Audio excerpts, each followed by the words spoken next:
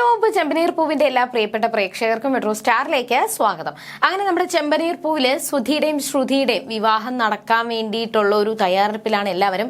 എന്നാൽ അവസാന നിമിഷം സുധിയോട് സത്യങ്ങൾ പറഞ്ഞ് ശ്രുതി കാത്തിരിക്കുകയാണ്. സുധി എന്ത് പറയും?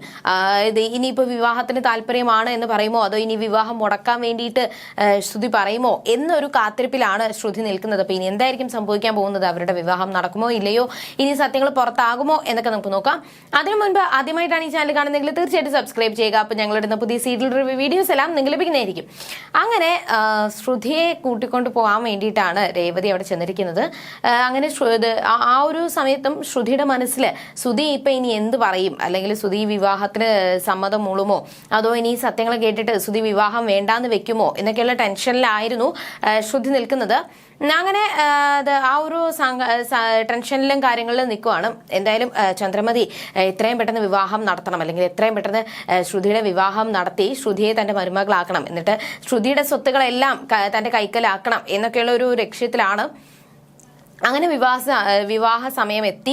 ഈ ഒരു സമയം നേരെ ചന്ദ്രമതി ശ്രുതിയെ കൂട്ടിക്കൊണ്ടുവരാൻ വേണ്ടിയിട്ട് അങ്ങോട്ട് പോവാണ്. അങ്ങനെ അങ്ങോട്ട് ചെല്ലുന്ന സമയത്ത് അവിടെ രേവതിയെ കണ്ടു. അപ്പൊ രേവതി എന്താണ് ഇവിടെ നിൽക്കുന്നത് എന്ന് പറഞ്ഞുകൊണ്ട് രേവതിയോട് പോയി ചോദിക്കുമ്പോൾ തന്നെ അച്ഛനാണ് പറഞ്ഞു വിട്ടതെന്നും ശ്രുതിയെ കൊണ്ടുവരാൻ വേണ്ടിയിട്ടാണ് ഞാൻ വന്നത് എന്ന് രേവതി പറയുമ്പോൾ അവിടെ രേവതിയെ ദേഷ്യപ്പെട്ട് വഴക്ക് പറയുവാണ് അവിടെ ചന്ദ്രമതി ചെയ്തത്. നിന്റെ ഇപ്പോൾ ശ്രുതി ആ ഒരു കല്യാണത്തിന് വേണ്ടിയിട്ട് ഒരുങ്ങി സുന്ദരിയായിട്ട് കയറി വരും. അപ്പൊ നിന്റെ മുഖം കണ്ടിട്ടാണ് അവൾ ഇറങ്ങുന്നുണ്ടെങ്കിൽ അത് ശകുനം ആയിരിക്കും, പിന്നെ ഈ വിവാഹം നടക്കത്തില്ല. അതുകൊണ്ട് എന്തായാലും നീ ഇവിടെ നിൽക്കേണ്ട ആവശ്യമില്ല, നീ ശകുനം മുടക്കാണ് എന്നൊക്കെ പറഞ്ഞ് ഒരുപാട് ദേഷ്യപ്പെട്ട് രേവതി അവിടുന്ന് ആട്ടി പായിക്കുകയാണ് ചെയ്തത്. എന്നിട്ട് ചന്ദ്രമതി ആ ഒരു കഥയൊക്കെ തട്ടി. പക്ഷെ ശ്രുതിയുടെ മനസ്സിൽ ശ്രുതി ഇപ്പൊ എന്തായിരിക്കും തീരുമാനം എടുത്തിട്ടുണ്ടാവുക, ഞാൻ ഒരുങ്ങാതെ നിൽക്കുമ്പോൾ ചന്ദ്രമതി എന്തെങ്കിലും പറയുമോ എന്നൊക്കെ പറഞ്ഞുകൊണ്ട് കഥ തുറന്നു. അപ്പോൾ എന്താ നീ ഇതുവരെ ഒരുങ്ങാത്തത് എന്ന് ചോദിക്കുമ്പോൾ എന്റെ ഫ്രണ്ട്സൊക്കെ വിളിച്ചു, ഒരുപാട് ചെയ്യാൻ വേണ്ടിയിട്ട് വിളിച്ചു. അങ്ങനെ സംസാരിച്ചുകൊണ്ടിരുന്നത് കൊണ്ട് ഒരുങ്ങിയില്ല, ഞാൻ പെട്ടെന്ന് ഞാൻ ഒരുങ്ങി വരാം എന്നൊക്കെ പറയുകയും ചന്ദ്രമതിയുടെ അനുഗ്രഹമൊക്കെ വാങ്ങിച്ചുകൊണ്ട് നിൽക്കുവാണ്. ഈ ഒരു സമയം നവീൻ എത്രയും പെട്ടെന്ന് ആ ഒരു വിവാഹത്തിന് മുന്നേ അവിടെ എത്തണം, എന്നിട്ട് ശ്രുതിയോട് എല്ലാ സത്യങ്ങളും എല്ലാവരോടും തുറന്നു പറഞ്ഞ് ശ്രുതി അവിടെ നിന്ന് കൊണ്ടുവരണം എന്നൊരു ലക്ഷ്യത്തോടു കൂടി നവീൻ അങ്ങോട്ട് ചെല്ലുന്നുണ്ട്. പക്ഷേ നവീൻ ആ ഒരു കാറിലിരുന്ന് ഓരോ ശ്രുതിയുടെ പേര് പറയുന്നില്ലെങ്കിൽ പോലും അവളെ കൊണ്ട് ഞാൻ ഇപ്പോൾ ലോഡ്ജിലെത്തും, നീ ലോഡ്ജൊക്കെ ശരിയാക്കി വെച്ചോ എന്നൊക്കെ പറഞ്ഞുകൊണ്ട് ഫോണിൽ സംസാരിക്കുന്ന കാര്യങ്ങളൊക്കെ കേട്ടിട്ട് സച്ചിക്ക് ഒട്ടും ഇഷ്ടപ്പെടുന്നില്ല. സച്ചിക്ക് ദേഷ്യം വന്നിരിക്കുവാണ്. ഇങ്ങനെ അനാവശ്യ കാര്യങ്ങൾ പറയുമ്പോൾ സച്ചിക്ക് ദേഷ്യം വന്നിട്ട് ഇരിക്കുവാണ്.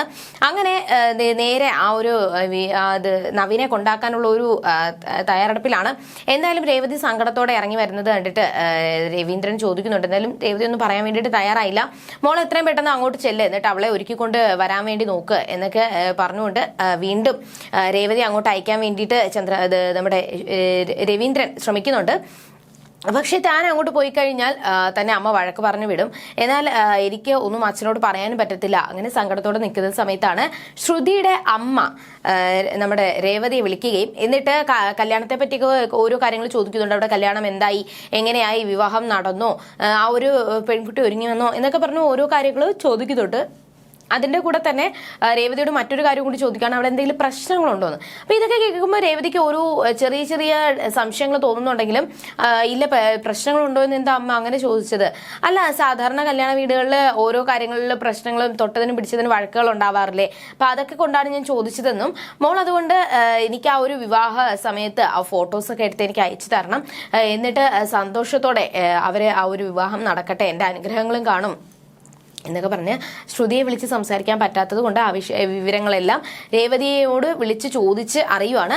അങ്ങനെ അവസാനം ശ്രുതി ഒരുങ്ങി സുന്ദരിയായിട്ട് താഴോട്ട് വരുന്നുണ്ട്. അങ്ങനെ ഇറങ്ങി വരുന്ന സമയത്ത് ശ്രുതി അവിടെ ദേഷ്യത്തോടെ ടെൻഷൻ അടിച്ച് നടക്കുന്നത് കണ്ടു.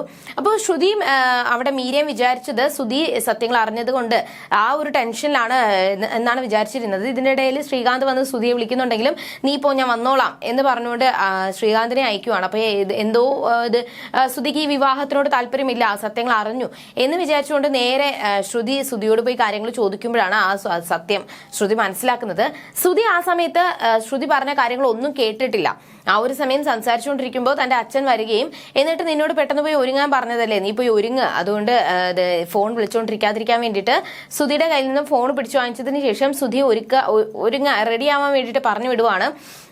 അപ്പോൾ ഫോൺ അച്ഛൻ്റെ കയ്യിലുള്ള ടെൻഷനിലാണ്. ഫോണില്ലാന്നുണ്ടെങ്കിൽ എനിക്ക് എന്തോ കാര്യം എൻ്റെ കയ്യിൽ നിന്ന് വിട്ടുപോയ ഒരു ഫീലിംഗ് ആണ്. അപ്പോൾ അതിൻ്റെ ടെൻഷനിലാണ് ഞാൻ നടന്നത്, അല്ലാതെ വേറൊരു കാര്യങ്ങളില്ല.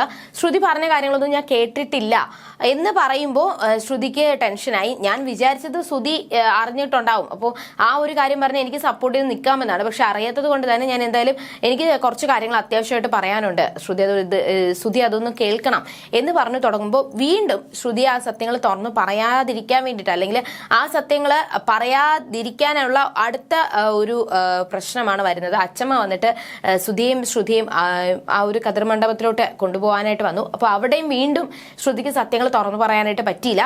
അങ്ങനെ നേരെ അച്ചമ്മ കൊണ്ടുപോകുന്ന സമയത്ത് രേവതിയുടെ അമ്മ വരികയും എന്നിട്ട് ശ്രുതിയെ നല്ല ഭംഗിയുണ്ട് കാണാനെന്നും, നല്ല സുന്ദരിയായിട്ടുണ്ട് എന്നൊക്കെ പറഞ്ഞ് ഒരുപാട് പുകഴ്ത്തി സംസാരിക്കുന്നുണ്ട്. അതിൻ്റെ ഇടയിൽ മോളുടെ അച്ഛൻ വന്ന് അനുഗ്രഹിക്കേണ്ട, അച്ഛനും ആഗ്രഹം കാണത്തില്ലേ ഈ ഒരു വിവാഹത്തിന് വരണമെന്ന്, ആശീർവദിക്കണമെന്നൊക്കെ ഒരുപാട് ആഗ്രഹം കാണത്തില്ലേ. അതുകൊണ്ട് മോൾ അച്ഛനെ ഒന്ന് വിളിക്കാത്തെന്താ, അല്ലെങ്കിൽ മോളിപ്പോൾ വീഡിയോ കോൾ വിളിച്ചിട്ട് അച്ഛനെ ഒന്ന് കാണാം, അപ്പോഴത്തേക്കും അച്ഛനും സന്തോഷമാകുമല്ലോ എന്നൊക്കെ പറഞ്ഞുകൊണ്ട് ശ്രുതിയുടെ നല്ലതിന് വേണ്ടിയിട്ടാണ് രേവതിയുടെ അമ്മ പറഞ്ഞത്. പക്ഷെ ഇതൊക്കെ കണ്ടപ്പോൾ ശ്രുതിക്ക് ഇനി അവിടെ പിടിച്ചു നിൽക്കാൻ പറ്റത്തില്ല. അങ്ങനെ ഒരു നാടകം കളിക്കുവാണ്, പൊട്ടിക്കരയുന്നത് പോലെ നാടകം കളിക്കുകയും അങ്ങനെ ഈ കാര്യങ്ങളെല്ലാം ഇതെല്ലാം കണ്ട് ചന്ദ്രമതി വരുമ്പോൾ ചന്ദ്രമതിയെ ഓടിപ്പോയി കെട്ടിപ്പിടിച്ചതിന് ശേഷം എന്നെ അച്ഛൻ്റെ കാര്യങ്ങൾ പറഞ്ഞ് എന്നെ ഓർമ്മപ്പെടുത്തിയപ്പോൾ ഈ അച്ഛൻ വന്ന് അനുഗ്രഹിച്ചാൽ മാത്രമേ ഈ വിവാഹം നടത്താവൂ എന്നുണ്ടെങ്കിൽ എനിക്ക് ഈ വിവാഹം വേണ്ട, ഞാൻ വിവാഹം വേണ്ടാന്ന് വെക്കുവാണ് എന്ന് പറഞ്ഞുകൊണ്ട് ശ്രുതി പറയുകയും ഇത് കേട്ടപ്പോൾ ചന്ദ്രമതിക്ക് ദേഷ്യം വന്നു. മോൾ അങ്ങനെയൊന്നും പറയരുത്, ഇത് ആരാണ് ശ്രുതിയെ ഈ അച്ഛന്റെ കാര്യങ്ങൾ ഓർമ്മിപ്പിച്ചത് എന്ന് പറയുമ്പോൾ ശ്രുതി പറയുവാണ് അത് രേവതിയുടെ അമ്മയാണ്. അപ്പൊ ഇതൊക്കെ കണ്ടിട്ട് ദേഷ്യം വന്ന് ചന്ദ്രമതി നിൽക്കുവാണ്. ഇനി എന്തായിരിക്കും സംഭവിക്കാൻ പോകുന്നത്? എന്തായാലും അവസാന നിമിഷവും ഓരോ ഡ്രാമ കളിച്ച് വിവാഹം നടത്താൻ വേണ്ടിയിട്ടും ശ്രമിക്കുന്നുണ്ട്. അതിന്റെ ഇടയിൽ ശ്രുതിയെ സത്യങ്ങൾ അറിയിക്കാൻ വേണ്ടിയിട്ടും ശ്രുതി ശ്രമിക്കുകയാണ്. എന്നാൽ അതെല്ലാം പരാജയപ്പെട്ടുകൊണ്ടിരിക്കുകയാണ്. ഇനി അവസാന നിമിഷം ശ്രുതിയുടെ വിവാഹം മുടക്കാനായിട്ട് നവീൻ എത്തുമോ, അതോ ഇനി ശ്രുതിയുടെ വിവാഹം മുടങ്ങുമോ, അതോ മുടങ്ങത്തില്ലേ? ശ്രുതിയുടെ വധുവായിട്ട്, ഭാര്യയായിട്ട് ശ്രുതി ആ ഒരു വീട്ടിലോട്ട് കാലെടുത്ത് വെക്കുമോ എന്നൊക്കെ നമുക്ക് വരും നാളുകളിൽ കണ്ടറിയാം. അതുവരേക്കും ബൈ.